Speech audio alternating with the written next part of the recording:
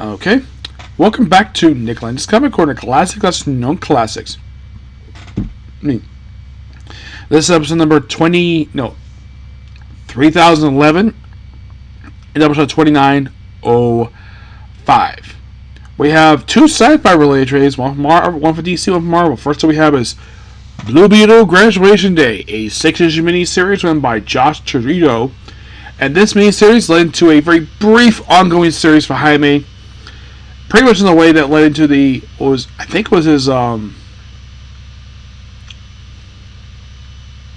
his fourth volume overall for Blue Beetle published by DC Comics. This will be the fifth volume. So the whole thing is he basically is graduating high school, but because he's not going to college, he has to go live with his cousin in another city. So they think it was a joke when they open up his graduation presents and it's toilet paper, paper towels, and stuff, and the parents are not happy with the fact that they're going to college. So we have Blue Beetle fighting some guy some archfiend in the first issue. Then of course he graduated.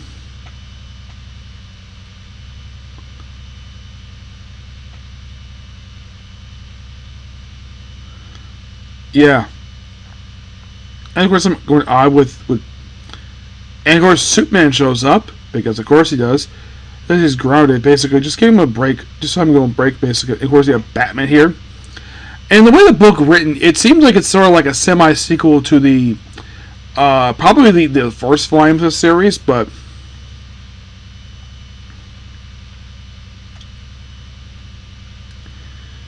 and of course, like, very sad. And of course, it was presents up, toilet paper, towels, pillows.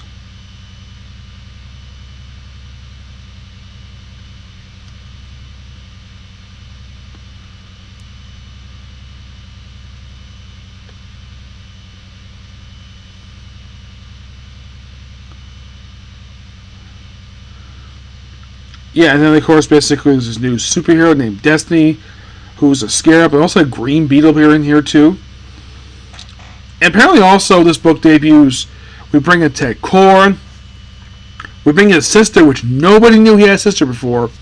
Yeah, and the stuff here with the Reach. Of course, there's a mention here about the first Reach invasion, which it didn't happen previous volume. Nope. Didn't happen in volume 3. Nope. That was Jaime's first volume. But yet Ted Kord is here, well, wearing his classic attire. So I'm guessing that this book is following up with some stuff from the first volume of the series. Despite the fact in the book he's going to become a dentist, here he's like, no, he doesn't want to go to school. So basically he gets a job as an intern at Kord Industries. I mean, that's not a bad idea, dude.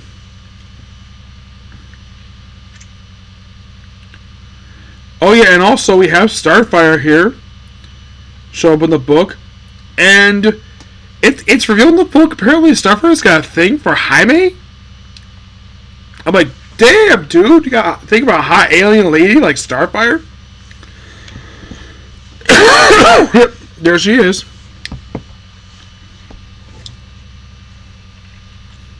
I'm like, wait a minute. When did Starfire develop an attraction to Jaime? Isn't she like a little bit older than he is, and yet she's got a thing for him? I guess they would do something different. Despite the fact some people do like her with Dick Grayson, but oh no, some people do want him with Barbara Gordon. Despite the fact that not everybody wants that.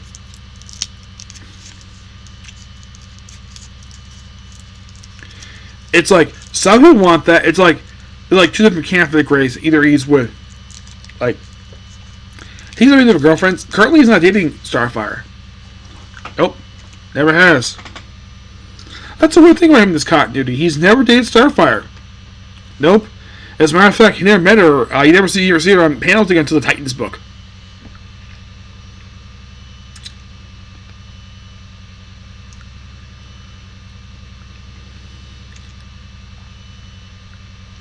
You have her working with him the whole book, and yeah, I think it was mentioned by one of the Titans that she's got a thing for Jaime.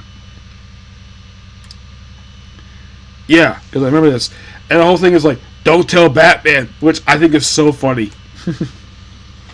Oh, I do have a theory of why this book came out. Why? The Blue Beetle movie. That was the reason. I haven't seen it. I heard it's really good. But yeah, that's the reason they brought this book character back. Now, if you want to feel like a continuation in that first one, how about, I don't know, put him with Trace 13? Nope. So maybe DC Comics made her a lesbian. For reasons.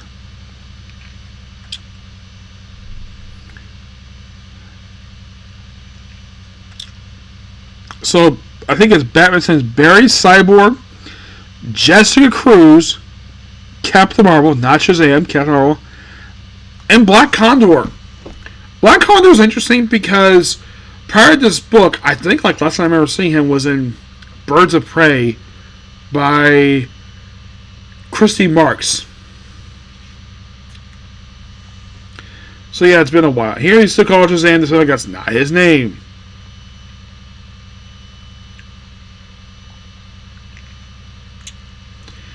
Oh yeah, and also when they come up with other names, for Batman to use the logo he has from his current logo from his book. Yep.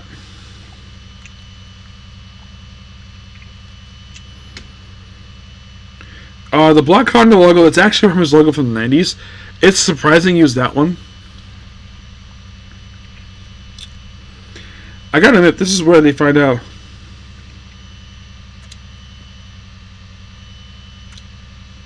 It was this page I found out that Starfire is got feelings for Jaime.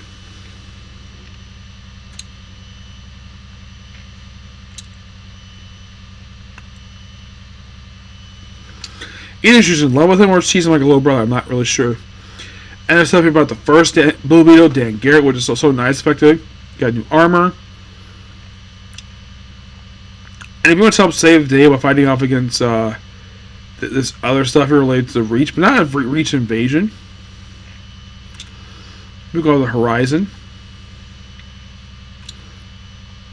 So they're allowed to say in they're allowed to say in the city, and well, you could say, oh yeah, by the way, you have her, yeah, Starfire right behind him. Yeah, Paco showing off. It's so funny, but then we have where gimmicks. There's to be continued in Blue Beetle Scarab War, which actually was the new Blue Beetle ongoing series, which got canceled with only 11 issues. But this fight was really good. This book was really, I loved it.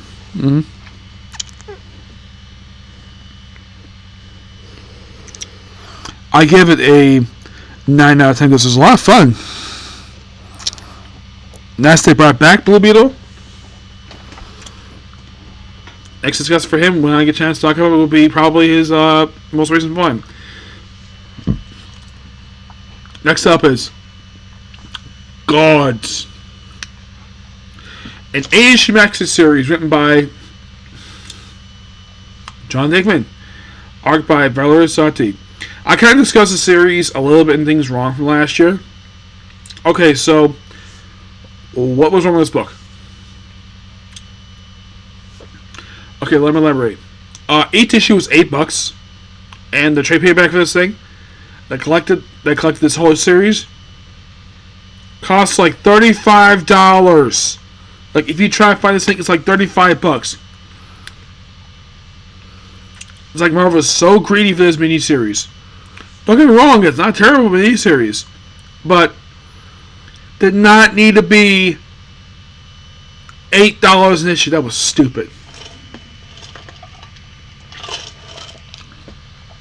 So, in this book, you have technically only 3 familiar characters in the book.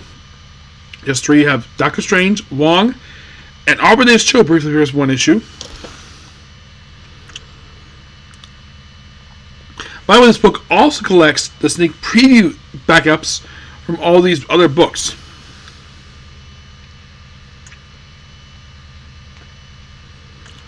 They even have a collector here as well. Yeah.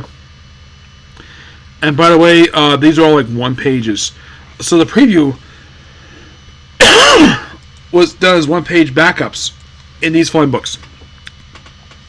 Which this book goes click. X-Men Hellfire Gala 2023, written by Gary Duggan. Which, same as this book, that one. Moon Knight 26. Fantastic Four number 10. Scarlet Witch number 7. Doctor Strange number 6. Guardians of the Galaxy number 5. And Kingdom Avengers number 1. Matrix number 32. All Immortal number 1 and Venom 24. So, the lead character is no friend of Doctor Strange. All because of this special book, and we see him. It's like these people are like behind the scenes people. And here's the weird thing about this book. Is that the characters who appear in this very series, with the exception of those backups, they don't really appear anyplace else.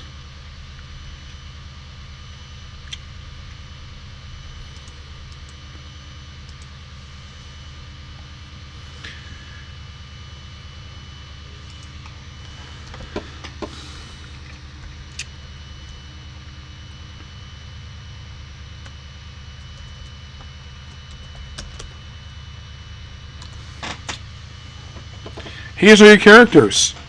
Wynn, who is pretty much on the way to the start of this series, who made his debut in the Free Comic Day issue.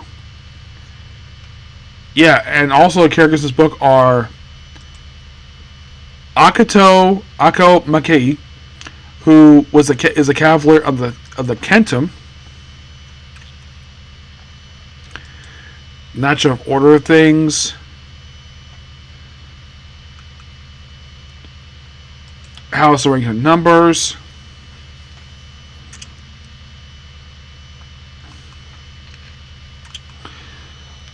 Yeah.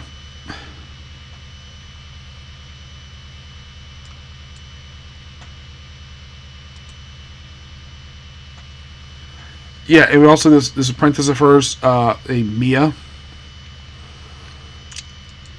And like I mentioned, with the exception of the previews, she had later appeared in Spectacular Spider-Man. Yes. It's probably like a quick cameo. But what about the rest of the cast of the series? Wynn himself?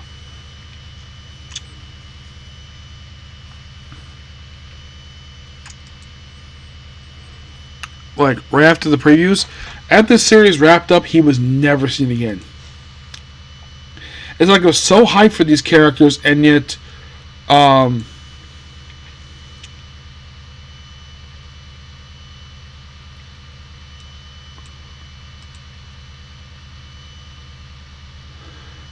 it's always these beings known as the Avatar, basically like powers that be.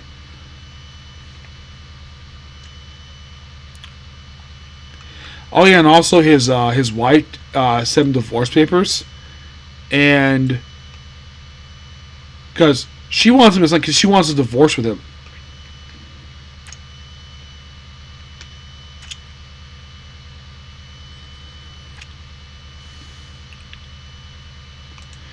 Yeah. So the group basically is these immortal beings, and of course, basically, like he wants to protect Akio. He still loves her. Now, does she appear again if this miniseries wraps up? No, she's appearing after issue 6. She doesn't die, per se. There's stuff else with Limit Tribunal. It's like Hickman is trying to redefine the cosmic stuff, which I enjoyed this series, what it was. It's like the problem is, once the series wraps up, it's like, okay, are we going to be doing some of these characters? No? Okay.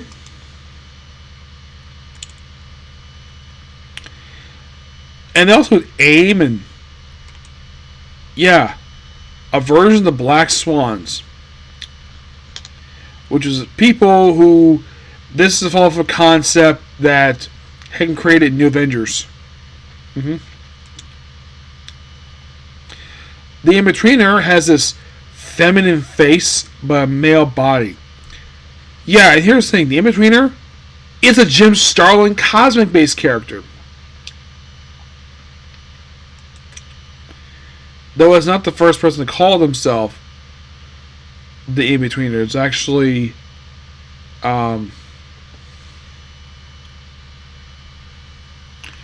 actually, yeah, this is the only one. I remember the In-Betweener also popped up, I think it was in a Spider book. This book basically got a redesign where you wear no clothes.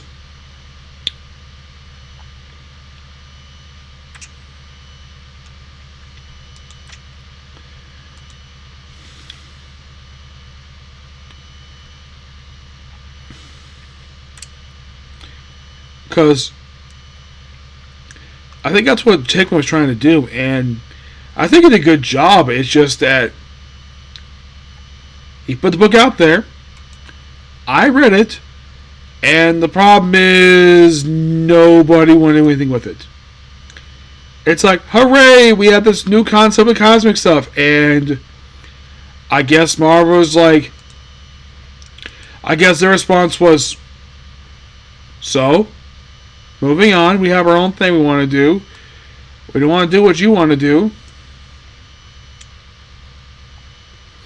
Which, by the way, while he was working this book, he was also starting up his Ultimate Spider-Man book, Ultimate Invasion.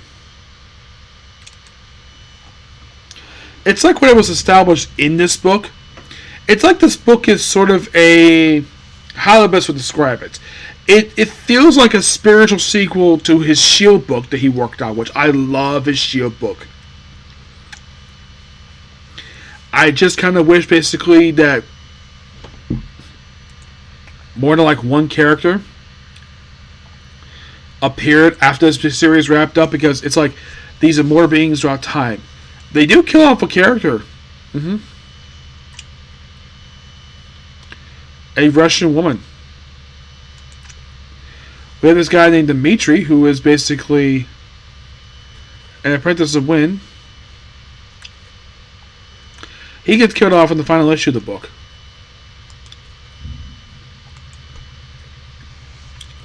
I do gotta admit, it's a good story. I do love the story. I love the covers for this book.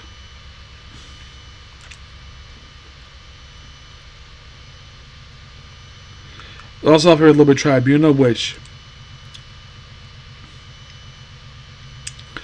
I should point out, though, this is not the original Liberty Tribunal. Oh no, this is a different version of the character. Because the original Tribunal is dead. Yeah, he got killed off in New Avengers. This new one is an ultimate version of Adam Warlock. And one thing at least I gotta appreciate about the fact that what Hickman was doing, it seems like he was expanding upon an idea that Jim Starlin started, which gotta appreciate that. And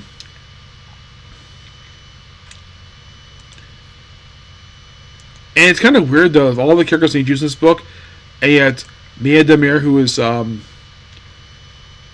Akko's apprentice, she's like the only person who shows up in another book after this book wraps up.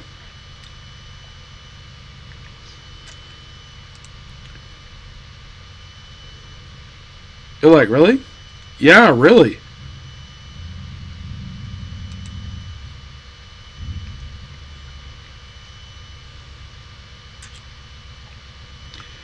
Do I kind of wish, basically, that they would have done more?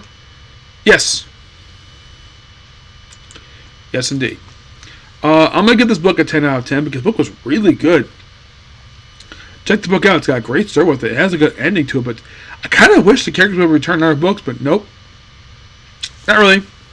Doctor Strange is here a lot of the time, which got appreciated by Hickman's using him. Though, I kind of wish Hickman would get a chance to do a shot to a Doctor Strange book. I think it'd be perfect, given his love of cosmic stuff he loves doing. I can see him do it. It's just, I think he wants to. Maybe he wants this as my first theory. I think he wants it. Marvel's like, no, you're not doing Doctor Strange. You can write your books you write, but you can't do a Doctor Strange solo book. I don't know. It's kind of weird. Okay, so that's pretty much it. Particular view. Please make sure to like, comment, subscribe, turn notifications, and do not hit the like button. Next episode will Exorcist. Okay, thanks, you. Bye.